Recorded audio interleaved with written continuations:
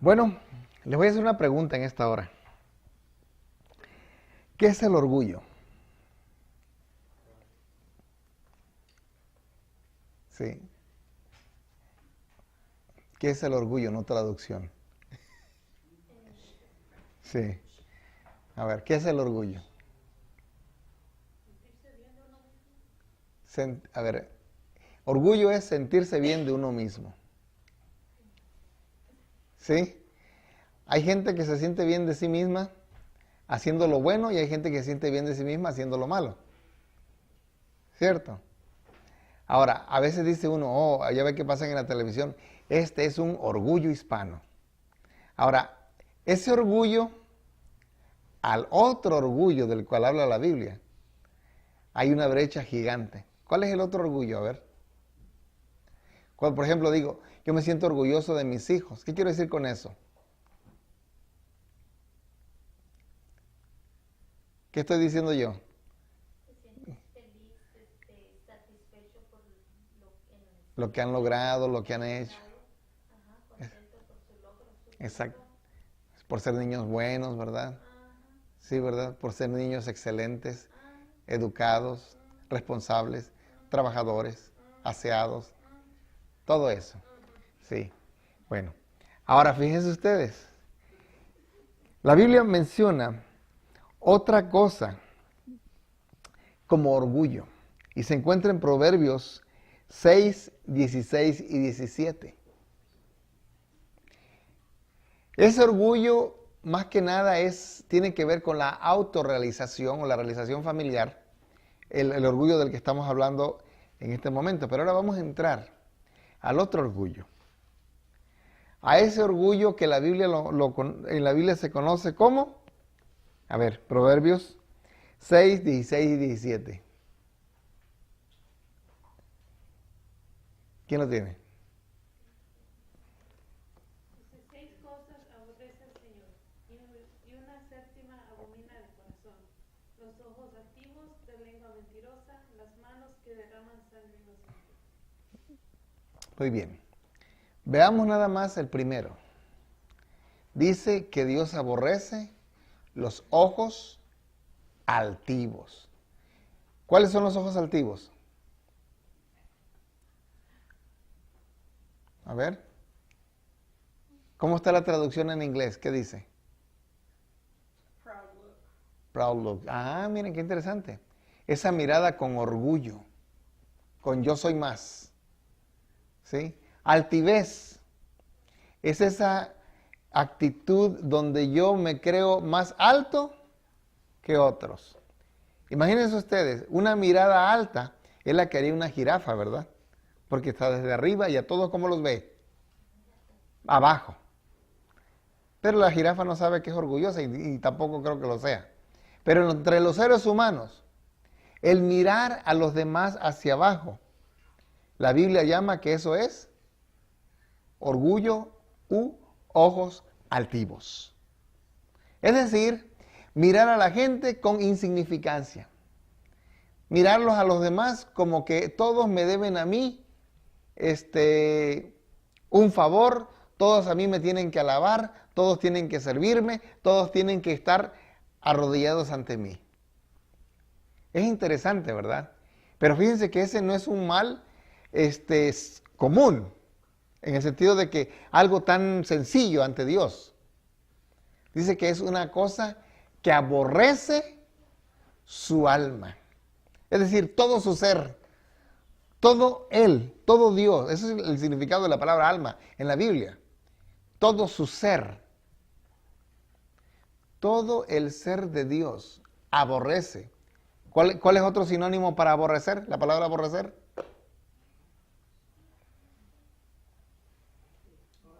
Odio. ¿Sí? Ahora, fíjense, la altivez de los ojos o el orgullo, ¿sí? Es un mal, hermanos, que a todos nos llega en algún momento, ¿cierto? Cuando nos sentimos desplazados. ¿Cómo te sientes tú cuando en el trabajo contratan a alguien que hace el mismo trabajo que tú? Dices, wow, ya llegó la ayuda, o dices tú, espero que haga buen trabajo como el que yo hago, ¿verdad? Y si lo está haciendo bien, ¿qué pasa con nosotros? Nos da coraje, comenzamos a criticar a esa persona, comenzamos a hablar mal de ella, le comenzamos a buscar errores, errores y errores. ¿Cierto? Fíjense, y los cristianos no estamos ajenos de eso. A veces pensamos que eso es solamente algo que está en el corazón de las personas que no conocen a Cristo. Pero los cristianos no estamos ajenos a que eso llegue en algún momento a nuestro corazón. Es más, les digo una cosa, toda aquella persona que en algún momento abriga todo ese tipo de sentimientos, se los digo así pelona y llanamente, no entrará al reino de los cielos. ¿Por qué? Porque Dios aborrece esa actitud del ser humano. Y a quien lo tiene, aunque Dios no lo quiera odiar, Dios odia esa actitud, la persona no puede entrar al cielo así. ¿O sí puede entrar? No puede entrar al cielo porque no tiene un corazón transformado, un corazón puro, un corazón regenerado. Es bien interesante esto. Ahora, eso Dios dice que lo aborrece. Hay otra expresión que se encuentra en la Biblia. ¿Se acuerdan ustedes de la iglesia de la Odisea? ¿Cuál es la actitud de la iglesia de la Odisea? Ahí en Apocalipsis capítulo 3. Vamos a buscarla. Fíjense qué es lo que dice Apocalipsis capítulo 3.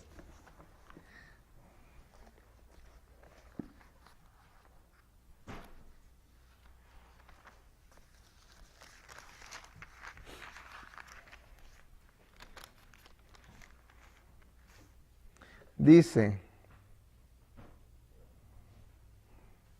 capítulo 14.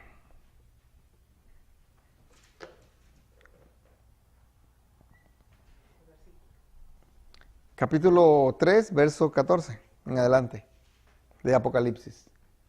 Dice, y escribe al ángel de la iglesia en la Odisea, he aquí el amén, el testigo fiel y verdadero. El principio de la creación de Dios dice esto, yo conozco tus obras, que ni eres frío ni caliente. Ojalá fueses frío o caliente. Pero cuanto eres tibio y no frío ni caliente, te vomitaré de mi boca. ¿Qué significa ser frío? ¿Qué significa ser caliente? ¿Qué significa ser tibio? Miren, frío es aquel que no tiene fervor para nada en su vida, y mucho menos en la vida espiritual. ¿Cierto? Tú lo puedes ver, fíjate, en la vida espiritual. Si decimos vamos a tener una actividad social, ¿cómo andan los niños y los jóvenes y hay muchos hermanos? ¡Wow! Motivados. Hermanos, vamos a tener una vigilia. ¿Hasta qué hora va a demorar, pastor? Sí. ¿Cómo está nuestro espíritu en cuanto a lo social? ¿Caliente o frío? Caliente, ferviente. Pero en cuanto a lo espiritual, ¿a qué hora se oculta el sol? Y ahí están asomando la cabeza allá afuera, ¿verdad? Para ver a qué hora se va a ocultar el sol. Están ahí, quisieran que ese teléfono que les dice que hasta las 7:45, a la hora que sea, se bajara una hora, ¿verdad? Y ya de una vez ya se acabara. El fervor espiritual. Pero fíjate, cuando no hay fervor espiritual, ¿qué pasa? Uno está tibio. ¿Qué quiere decir tibio entonces? De que bueno, vengo a la iglesia, me siento, me voy y vengo, paso una semana, voy y vengo, y así puede pasar toda mi vida, sin que exista ninguna experiencia real con Dios. Ahora, ¿y qué tiene de malo eso, pastor? La mayoría de las iglesias así están. Exacto. La mayoría de las iglesias en todo el mundo y de cualquier denominación así están. Pero ¿saben por qué esa actitud? Más bien eso que tú y yo vemos en la vida nuestra, en la vida de la iglesia, viene como resultado de que en nuestro corazón hay un orgullo, una independencia de Dios. Es decir, Vivimos aparte de Dios, vivimos lejos de Dios, no dependemos de Dios, somos independientes de Dios. Y tener esa actitud significa tener ojos altivos. Y ahí viene, lo que añade Jesús aquí en el libro de Apocalipsis. Dice, fíjate por qué dice Dios que no son fríos ni son calientes, sino que son tibios. ¿Qué le provoca a Dios esa actitud, el ser tibio? ¿Ah? Ganas de vomitar. ¿Ustedes toman agua tibia? ¿Sí? ¿Alguien toma agua tibia? Cuando tienes mucha sed, ahí está en el carro a 120 adentro del carro, ¿verdad? Pues se la sed ni modos, me la tomo. Pero por puro gusto, yo veo que cuando llega el verano ya todo el mundo quiere conectar el aparatito que tenemos ahí del agua, ¿verdad? Quisiera tener agua fresca siempre. Como que el agua tibia, por ahí alguien dijo que el agua tibia es ¿cómo se me fue la palabra? Algo que te hace vomitar naturalmente. ¿Sí? ¿Sabías tú eso? Hay personas que con tomar agua calientita vomitan. ¿Sí? ¿Sí? Es fácil vomitar cuando tú estás tomando agua tibia. De ahí que aquí el libro de Apocalipsis dice, por cuanto eres tibio, dice, y no caliente, te vomitaré de mi boca. Y aquí viene el resultado. Fíjate, la razón por la cual la persona es tibio y no frío ni caliente, dice aquí, porque tú dices, yo soy rico, ¿sí? Y me he enriquecido. Ay, de ninguna cosa tengo necesidad. Ahora, ¿será que alguna vez decimos eso? Ay, pastor, si yo no le hago mal a nadie, yo estoy bien con Dios. Pastor, ¿de qué me voy a arrepentir? Muchas veces, y quiero comentarles esto, fíjense, yo a la edad que tienen mis hijos, yo he tratado de inculcarles esto, de que todo el tiempo cuando nosotros oramos, sobre todo al concluir el día, le digamos al Señor, Señor, perdóname por mis pecados. Y si te acuerdas de esos pecados, decláraselos uno por uno.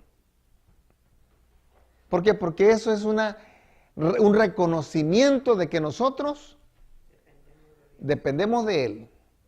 Y tenemos que hacer memoria de eso que hemos hecho. ¿Por qué? Porque en la confesión está el perdón. Un pecado no confesado es un pecado no perdonado. ¿Y qué es lo que pasa en el corazón del ser humano cuando es altivo? ¿Por qué le tengo que pedir perdón a Dios de esto? ¿Sí? ¿O en algún momento discutiste con alguien en la iglesia? Cuando tú bien sabes que esa persona tiene la razón, pero aún así, ¿yo por qué le voy a hablar? Que me hable primero. ¿Sí? Fíjense, una actitud de altivez, una actitud de orgullo. Por lo tanto, el Señor dice, todo corazón que tiene ese sentimiento, esa actitud, dice, un día la voy a vomitar de mi boca. Es decir, lo voy a desechar.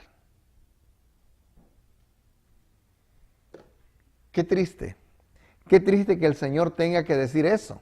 Y fíjate lo que dice, y añade, dice, y dice que tú dice, yo digo, y de ninguna cosa tengo necesidad. Eso lo decimos muchas veces. Yo no tengo necesidad de esto. Yo he conocido personas, hermanos, que dicen, pero si yo no peco, ¿sí? Pregunto, ¿habrá alguien que no peque, hermanos? 1 Juan 1:9 dice que aquel que encubre sus pecados, ¿verdad? Dice, lo hace a él mentiroso y la verdad no está en él. Aquel que dice que no ha pecado es un mentiroso.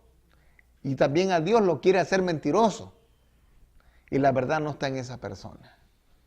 Por lo tanto, el Señor nos dice aquí, mira, aun cuando tú digas no tengo necesidad, dice, no sabes que tú eres un desventurado, miserable, pobre, ciego, ¿y qué más?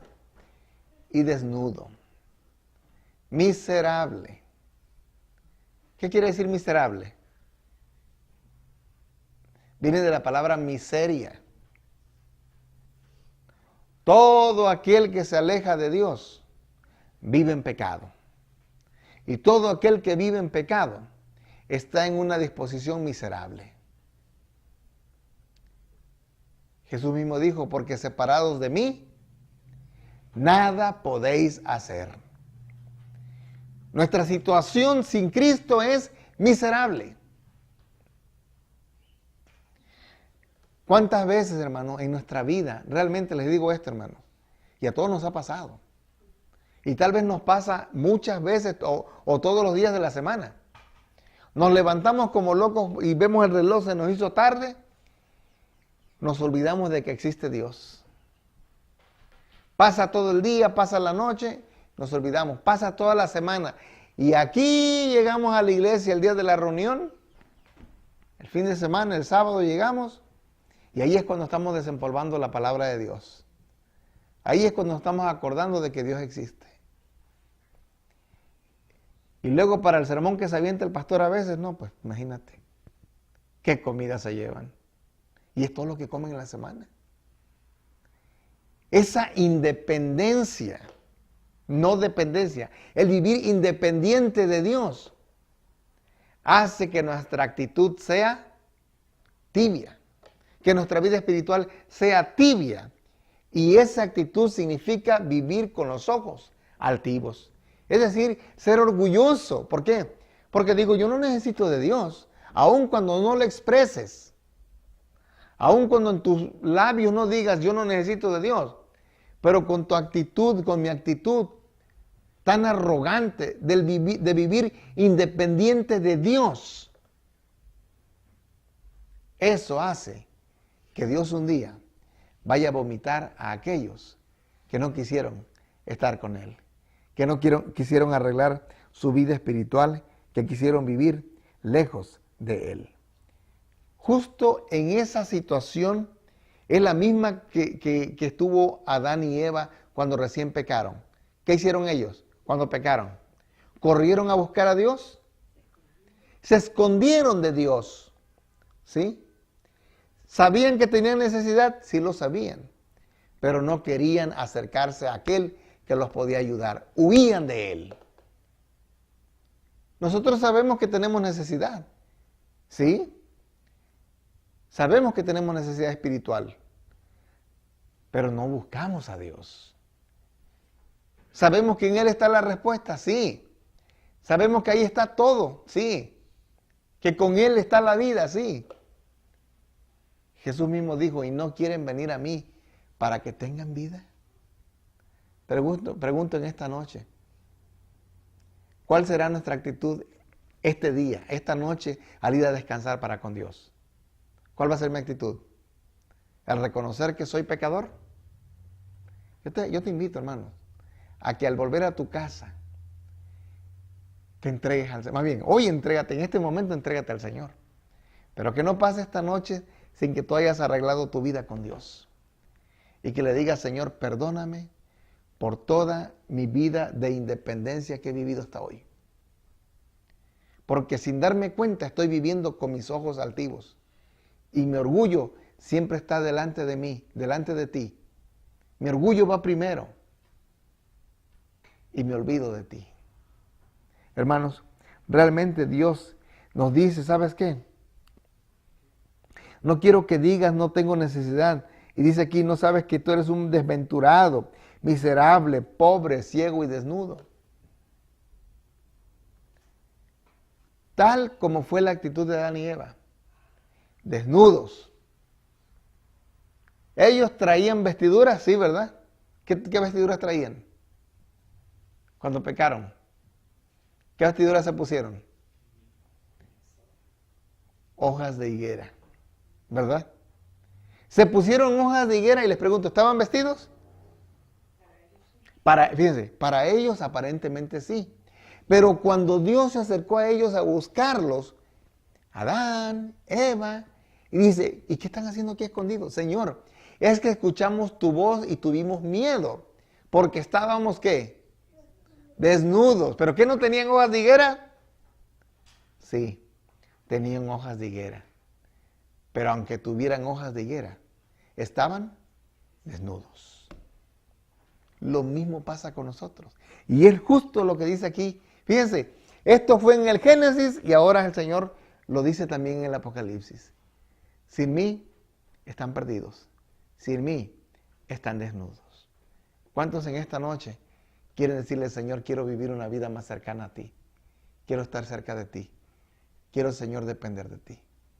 ¿Quién quisiera en esta noche decirle, Señor, esta noche quiero irme con tu bendición? ¿Te gustaría ponerte de pie para concluir con una oración?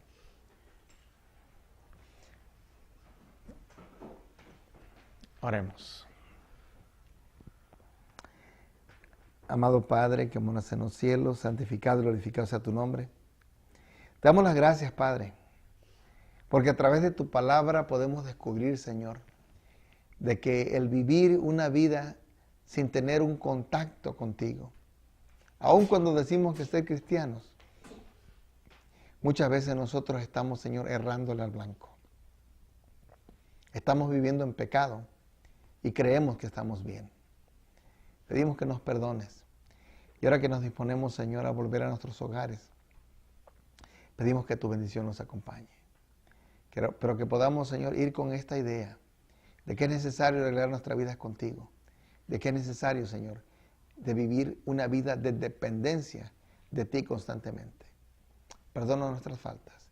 Gracias por todo. En nombre de Jesús lo pedimos y agradecemos. Amén.